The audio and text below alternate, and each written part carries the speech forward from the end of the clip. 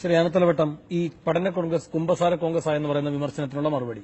സിദ്ദിഖിന്റെ സിദ്ദിഖ് പഠന കോൺഗ്രസിന്റെ 4 അയലത്ത് വന്നതല്ല. അതിന്റെ ഒരു പേപ്പറൊന്നും കണ്ടിട്ടുള്ള, ഒരു പേപ്പറിന്റെ കഷ്ണം പോലും കണ്ടിട്ടില്ല. കേരളത്തിലെ ചിന്തിക്കുന്ന മനുഷ്യർ, കേരളം വളരണമെന്ന് ആഗ്രഹിക്കുന്നവർ, അവരെല്ലാവരും അതിൽ താല്പര്യമെടുക്കുകയും അതിനെ മുക്തകണ്ഠം പ്രശംസിക്കുകയും ചെയ്തിട്ടുണ്ട്. ആ രേഖകളാണ് ഇനി യാഥാർത്ഥ്യമാക്കാൻ പോണത്. ഇതിന്റെ കൂട്ടത്തിൽ കുറെ കാര്യങ്ങൾ സിദ്ദിഖ് പറയുകയുണ്ടായി. കണ്ണൂരിലെ വിമാനത്താവളം വരുമ്പോൾ പിണറായി വിജയൻ മോഹൻമാന്റെ മോളിൽ കൂടെ വിമാനം പറക്കുന്നു. ആരാ അത് ഉണ്ടാക്കിയത്? ഇതെല്ലാം ഞമ്മന്റേതാണെന്ന് പറയുന്ന ഒരു കഥയുണ്ടല്ലോ. ആ പറച്ചിലല്ലേ ഇപ്പൊ ഇവർ നടത്തുന്നത്. കണ്ണൂർ വിമാനത്താവളത്തിന് ആവശ്യമായ സ്ഥലമെടുക്കുകയും വിമാനത്താവളത്തിന് പണി തുടങ്ങുകയും ചെയ്തത് ശ്രീ പിണറായി വിജയൻ ഉൾക്കൊള്ളുന്ന CPMന്റെ നേതൃത്വമുള്ള ഇടതുപക്ഷ മുന്നണി ഗവൺമെന്റ് ഇരുന്നപ്പോഴാണ്, നയനാർ സർക്കാരിന്റെ കാലത്ത്. ഇപ്പോ ടെക്നോ പാർക്ക് അദ്ദേഹത്തിന് IT മേഖലയുടെ വികസനത്തെ കുറിച്ച് പറയും. ഈ തിരുവനന്തപുരത്തെ ടെക്നോ പാർക്ക് ആരാ ഉണ്ടാക്കിയത്? നയനാർ സർക്കാരാണ് കേട്ടോ. സിദ്ദിഖ്, നമ്മളല്ല. അതുപോലെ നിങ്ങൾ സ്മാർട്ട് സിറ്റി, എന്തായി സ്മാർട്ട് സിറ്റി? ഞാൻ പറഞ്ഞുതരാം അതിന്റെ കാര്യങ്ങൾ. അല്ല, അത് പറഞ്ഞുതരാം. അത് ഞാൻ പറഞ്ഞത് ഞാൻ സിദ്ദിഖ് പറഞ്ഞ മുഴുവൻ കേട്ടോണ്ടിരിക്കുകയല്ലേ. സ്മാർട്ട് സിറ്റി മുഴുവൻ സ്ഥലവും എടുത്ത് നിങ്ങൾ അതിൽ 246 ഏക്കർ എടുത്ത് 204 ഏക്കർ കൂടെ ചേർത്ത് 250 ഏക്കറാക്കി 30% ഭൂമി റിയൽ എസ്റ്റേറ്റ് ബിസിനസ്സിന് കൊടുക്കുന്ന പണിയാണ് നിങ്ങൾ ചെയ്തത്. ആ മുഴുവൻ സ്ഥലവും എടുത്തു കൊടുത്ത് കല്ലിട്ടേരിയാണ് ചേർന്ന് പോയത്.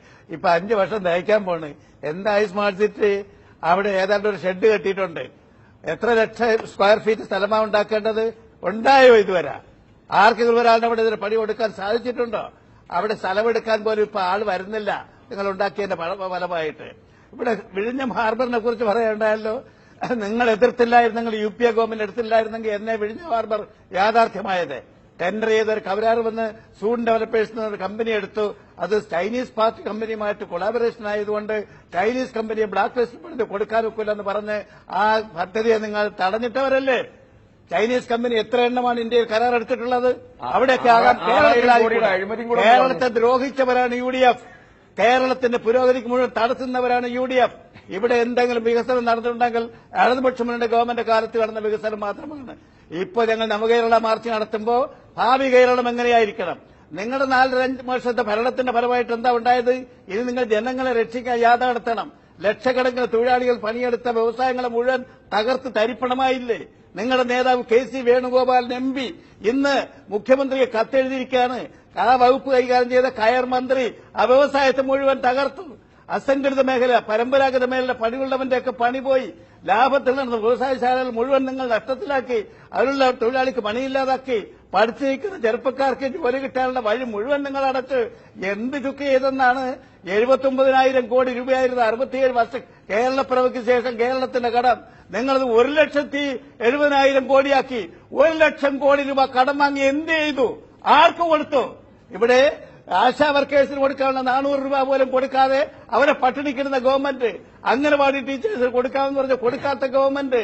ഇപ്പൊ തൊഴിലാളികൾക്ക് കൂലി കൊടുക്കാൻ നിവർത്തിയില്ലാതെ കയർഫെഡിലെ കയറെടുക്കാത്തതിന്റെ ഫലമായി സമരം നടക്കുകയാണ്. തൊഴിലാളികൾ പട്ടിണിയിലാണ്. അതാണ് KC വേണുഗോപാലിന്റെ സ്റ്റേറ്റ്മെന്റ്. ആരെയാണ് നിങ്ങൾ രക്ഷിച്ചത്? കോർപ്പറേറ്റ് ഭീമന്മാരെ രക്ഷിച്ചു, തൊഴിലാളികളെ രക്ഷിച്ചില്ല, ജനങ്ങളെ രക്ഷിച്ചില്ല. വൈദ്യുതി ചാർജ് എത്ര പ്രാവശ്യം കൂട്ടി നിങ്ങൾ? വൈദ്യുതി ചാർജ് വെള്ളക്കരം എത്ര പ്രാവശ്യം കൂട്ടി നിങ്ങൾ? ഒരു യൂണിറ്റ് വൈദ്യുതി ഉത്പാദിപ്പിക്കാൻ നിങ്ങൾക്ക് സാധിച്ചിട്ടുണ്ടോ? ഈ ഗവൺമെന്റ് വന്ന ശേഷം പിണറായി വിജയൻ ഉത്പാദിപ്പിച്ച വൈദ്യുതിയുടെ വെളിച്ചത്തിലാണ് ഇപ്പൊ സിദ്ദിഖും ഞാനും എല്ലാം ഇവിടെ ഇരിക്കുന്നതെന്നുള്ള ഓർമ്മ വേണം.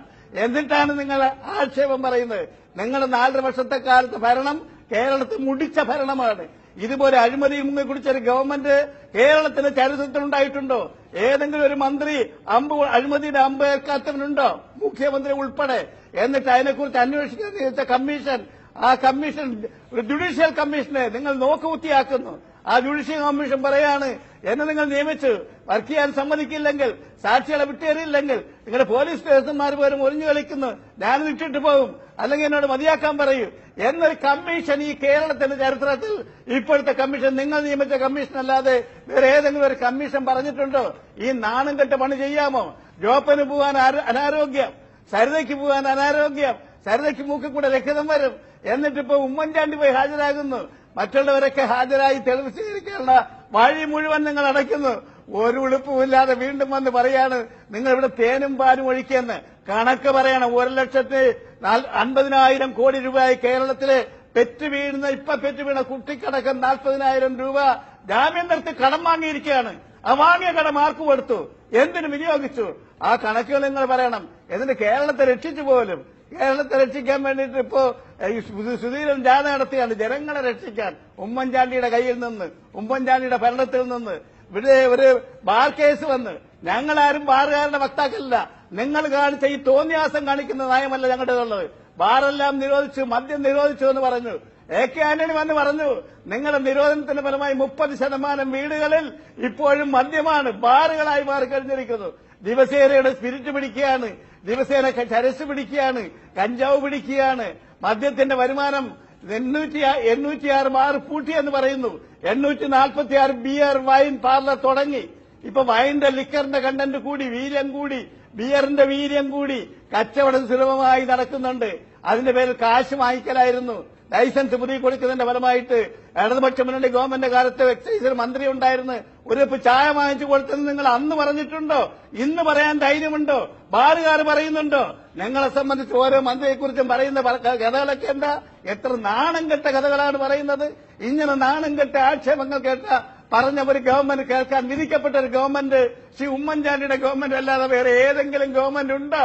നിങ്ങളെ ഇപ്പൊ എല്ലാരും കൂടെ വിളിച്ച് ഒരുമിച്ച് ചുല്ലിടിച്ചിരിക്കുന്നത് സുധീരനെയും ഉമ്മൻചാണ്ടിയെയും രമേശനെയും. ഞങ്ങൾ ഇനി ഒന്നും മിണ്ടില്ല. രമേശൻ കത്തെഴുതുകയാണ്. ഇതൊരു അഴിമതി നിറഞ്ഞ ഗവൺമെന്റാണ്. ആ കത്ത് രമേശൻ അവസാനം പിതൃത്വം ഏറ്റെടുക്കാൻ തയ്യാറല്ല. കത്ത് വന്നപ്പോ പറയാണ്, കത്ത് രമേശൻ എഴുതിയില്ലെങ്കിലും അതിൽ പറയുന്നതിനൊക്കെ ഞങ്ങൾ യോജിക്കുന്നു. ആരൊക്കെയാ പറയുക? VD സതീശൻ പറയുകയാണ്, അതുപോലെ പന്തളം സുധാകരൻ പറയുകയാണ്, കെ മുരളീധരൻ പറയുകയാണ്. അവരൊക്കെ പറയാണ് കത്തിൽ പറഞ്ഞത് ശരിയാണ്, അഴിമതി നിറഞ്ഞ ഗവൺമെന്റാണെന്ന്. അങ്ങനെ ഒരു ഗവൺമെന്റ് വക്താവായിട്ട് എങ്ങനെ സിദ്ദിഖ് നടക്കുന്നു?